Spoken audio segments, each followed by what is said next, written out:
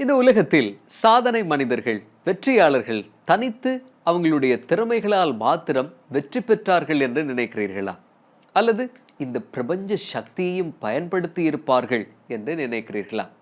நண்பர்களே, பிரபஞ்ச சக்தி ஆற்றல் வாய்ந்தது, அற்புதமானது. அறிந்தோ அறியாமலோ இந்த பிரபஞ்ச சக்தியையும் பயன்படுத்தித்தான் சாதனையாளர்கள் இந்த உலகத்தில் எத்தனையோ அற்புதங்களை நிகழ்த்தி இருக்கிறார்கள். அபாரமான அந்த பிரபஞ்ச சக்தியினுடைய ஆற்றலை நம்முடைய வாழ்க்கையில் நாம் அடைவதற்கான ஒரு முக்கியமான நுட்பத்தை தான் இந்த பதிவில் உங்களோடு பகிர்ந்து கொள்ளப் போகிறேன். இந்த பிரபஞ்ச சக்தியை அடைகிற முக்கியமான வழிகளில் ஒன்று ஈர்ப்பு விதி, த லோ ஆஃப் அட்ராக்ஷன். இது குறித்து நாம் பல விடயங்களை அறிந்திருப்போம். ஈர்ப்பு விதி என்ன சொல்லுகிறது?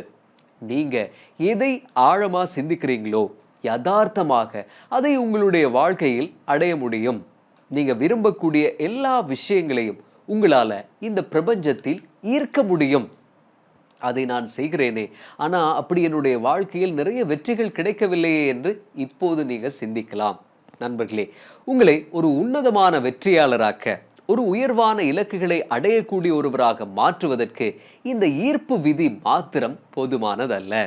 ஈர்ப்பு விதியோடு இன்னும் ஒரு முக்கியமான ரகசியத்தையும் அறிந்து கொண்டால்தான் அபாரமான பிரபஞ்ச சக்தியை நம்மால் அடைய முடியும். முதலாவதாக நாம் 18ஆம் நூற்றாண்டில் வாழ்ந்த நிக்கோலா டெஸ்லா என்பவர் குறித்து பார்க்க இருக்கிறோம். நிக்கோலா டெஸ்லா அவருடைய கண்டுபிடிப்புகளை மேற்கொண்டது பிரபஞ்ச சக்தியின் ஆற்றலை பயன்படுத்தித்தான் என்று சொல்லி அறிவியலாளர்கள் சொல்லுகிறார்கள். அதுக்கு என்ன காரணம்? அவர் வாழ்ந்த காலத்தையும் கடந்த ஒரு ஞானம் கண்டுபிடிப்புகளில் தெரிந்தது, அந்த தொழில்நுட்பங்களில் தெரிந்தது. இதனால அறிவியலாளர்கள் நிச்சயமாக இவர் பிரபஞ்ச சக்தியை பயன்படுத்தித்தான் இதை கண்டுபிடித்திருக்க வேண்டும் என்று உறுதியாக சொன்னார்கள். அதே போல நிக்கோலா டெஸ்லாவும் பிரபஞ்ச சக்தியை முழுமையாக நாம் அறிந்து கொள்ள வேண்டும் என்றால் 3 விஷயங்களை புரிந்து கொள்ள வேண்டும் என்று பதிவு செய்திருக்கிறார். அதுல அவர் சொல்லக்கூடிய முதலாவது விஷயம் என்ன தெரியுமா? எனர்ஜி, சக்தி. இரண்டாவது வைப்ரேஷன். மூன்றாவது ஃப்ரீக்வன்சி. இந்த 3 விஷயங்களில் நாம் இன்றைய தினம் இரண்டாவதாக அவர் சொன்ன வைப்ரேஷன்ஸ், அதிர்வுகள் குறித்து பார்க்க இருக்கிறோம். பிரபஞ்ச சக்தியை அடைய ஈர்ப்பு விதி எவ்வளவு முக்கியத்துவம் பெறுகிறது என்று நாம் அறிவோம். அதே போலத்தான் அதிர்வு விதியும் முக்கியத்துவம் பெறுகிறது. நண்பர்களே, ஒரு முறை வெக்ஸ் கிங் என்கிற ஒரு எழுத்தாளர் ஈர்ப்பு விதி குறித்து அறிந்து கொண்டு அதை அவருடைய வாழ்க்கையில பயன்படுத்துறாரு பிரபஞ்ச சக்தியை அடைகிறதுக்காக. ஆனால் அவரால் ஒரு சில சந்தர்ப்பங்களில் மாத்திரமே வெற்றி பெற முடிந்தது. அதுக்கு பிறகு சிந்திக்கிறார் என்ன செய்யலாம் அப்படின்னு. அதற்கு பிறகு அதிர்வு விதி குறித்தும் அவர் அறிந்து கொள்கிறார். ஒரு புத்தகமே எழுதுறார். அதனால குட் வைப்ஸ் குட் லைஃப் என்கிற ஒரு புத்தகம் அது. 18ஆம் நூற்றாண்டில் வாழ்ந்த அறிவியலாளரிலிருந்து இன்று இருக்கக்கூடிய சிந்தனை பூர்வமான எழுத்தாளர்கள் வரைக்கும் சொல்லுகிற ஒரு முக்கியமான ரகசியம் என்ன? ஈர்ப்பு விதியோடு அதிர்வு விதியும் இணைந்தால்தான் இந்த பிரபஞ்சத்தினுடைய அபாரமான ஆற்றலை, சக்தியை நம்மால் அடைய முடியும் என்பது. ஆக அதிர்வு விதி என்ன சொல்லுகிறது நண்பர்களே? நம்மை சுற்றி இருக்கக்கூடிய சூழல்ல இருந்து நாம் உள்வாங்கக்கூடிய எண்ண அதிர்வுகளைப் போலத்தான் நாமும் மாறிவிடுகிறோம். இந்த உலகத்தில் இருக்கக்கூடிய அத்தனையும் அதிர்வுகளை கொண்டவை. எல்லா பொருட்களுமே அணுக்களால் ஆனது. அதனால அது அதிர்வுகளை ஏற்படுத்தக்கூடியவை. நம்முடைய எண்ணங்களாக இருக்கட்டும், நாம் வெளிப்படுத்தக்கூடிய வார்த்தைகளாக இருக்கட்டும், நம்மை சுற்றி இருக்கக்கூடிய மனிதர்கள், பொருட்கள், இயற்கையில் இருக்கக்கூடிய மரங்கள், தாவரங்கள் எல்லாமே அதிர்வுகளை ஏற்படுத்தக்கூடியவை. ஆனால் அது நேர்மறையானதாக அமைந்தால்தான் நமது வாழ்க்கையில் பாசிட்டிவ் வைப்ஸை அது தரும். அதே நேரம் எதிர்மறையானதாக அமைந்தால் அது நெகட்டிவ் வைப்ஸை ஏற்படுத்தும். உதாரணத்துக்கு, நீங்க ஒரு ஆன்மீக தளத்தில் இருக்கிறீர்கள் என்று நினைத்துக் கொள்ளுங்கள். நீங்க அந்த இடத்தில் எப்படி உணர்வீர்கள்? ஒரு அமைதி நிலை உங்களுக்குள் இருக்கும்.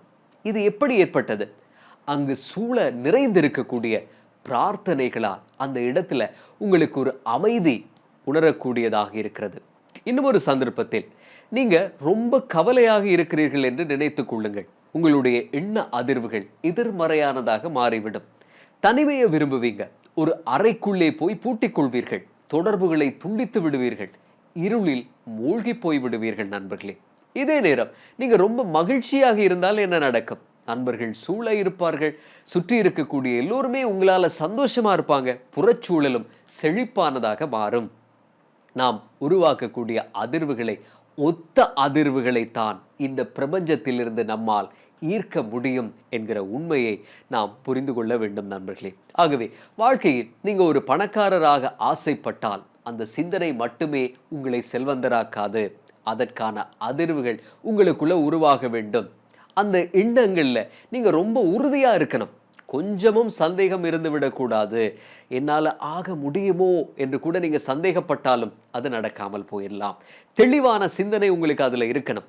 அந்த கனவு உங்களை உறங்க விடாமல் செய்யக்கூடிய ஒன்றாக இருக்க வேண்டும். அதை அடைந்தே தீருவேன் என்கிற உறுதியான ஒரு நிலைப்பாடு உங்களுக்குள்ள இருக்கணும் நண்பர்களே.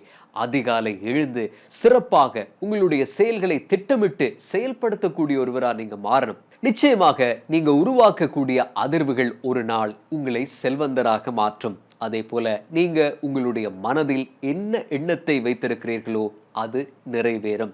ஆக ஈர்ப்பு விதியோடு அதிர்வு விதியையும் இணைத்து பயன்படுத்துங்கள். பிரபஞ்ச சக்தியின் ஆற்றல் உங்களுக்கும் கிடைக்கும். வாழ்க்கையில் வெற்றி பெற நல்ல அதிர்வுகளை ஏற்படுத்தக்கூடிய அற்புதமான சில பயிற்சிகளை இந்த பதிவின் தொடராக அடுத்த பதிவில் உங்களுக்கு தருகிறேன். இந்த பதிவு பிடித்திருந்தால் உங்களுடைய நண்பர்களும் பிரபஞ்ச சக்தியின் ஆற்றலை பயன்படுத்துறதுக்கு நீங்க உதவலாம். அவர்களோடும் இதை பகிர்ந்து கொள்ளுங்கள். இந்த யூடியூப் சேனலுக்கு புதிய ஒருவராக இருந்தால் சப்ஸ்கிரைப் செய்ய மறந்து விடாதீர்கள் நண்பரே. மீண்டும் உங்களை அடுத்த பதிவில் சந்திக்கிறேன். நன்றி.